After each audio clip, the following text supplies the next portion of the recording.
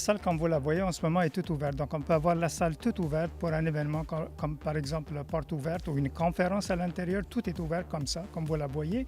On peut avoir un événement privé où tous les murs, il y en a 6 murs qui se ferment. Donc, vous avez le studio complètement fermé.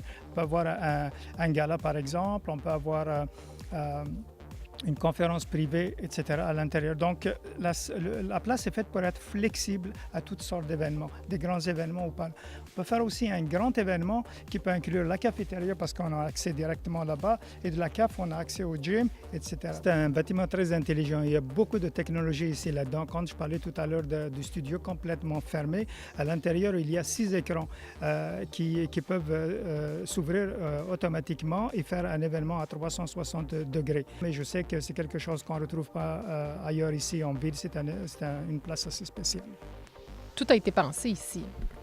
Oui, effectivement, si on pense aussi à un élément assez important dans ce bâtiment, parce que quand même il est à l'intérieur d'un collège, l'acoustique est très importante pour toutes les activités à l'intérieur du studio, ainsi que la réverbération et l'insonorisation. Donc tous les matériaux de construction, toute la construction est faite en fonction de ça pour minimiser le bruit, minimiser l'impact de l'extérieur ou de ce qui se passe en dehors du studio. Quand on parle d'acoustique, c'est un élément important dans le projet et le collège n'a pas essayé de minimiser sur cette demande.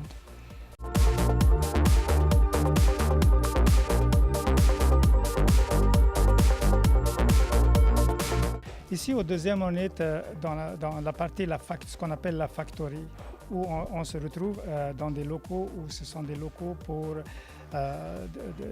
des locaux de collaboration qu'on appelle. Alors ici, on est en plein dans le lounge. Quand on rentre de l'entrée principale, on est dans le lounge et il y a de la technologie ici, il y a des murs électroniques qui indiquent les activités, etc. Et tout au long, vous avez des salles de collaboration. Et en arrière, on a la salle qu'on appelle la salle accélérateur d'affaires. Et à gauche, on a ce qu'on appelle la War Room et la salle multi-usage, qui sont des locaux quand même qui sont très, très, très bien construits pour accommoder certaines activités d'affaires.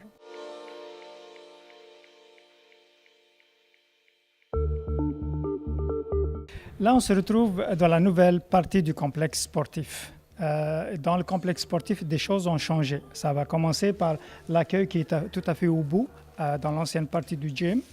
Et on vient dans la nouvelle partie qui a été construite. On a un corridor qui mène au vestiaire des coyotes et par la suite le vestiaire des visiteurs. On est ici juste devant la salle de conditionnement physique. Et par la suite, on passe vers le côté sud, qui est la salle de musculation, la nouvelle salle de musculation qui va accommoder tous les équipements qu'on avait. C'est une belle salle parce que ça donne une vue vers l'extérieur. Là, il y a beaucoup de matériaux de construction. Moi, je l'ai vu sans matériaux de construction, juste avec des vitres. On est vraiment bien là-dedans aussi. Et évidemment, il y a la technologie des téléviseurs, etc., qui est impliquée là-dedans aussi.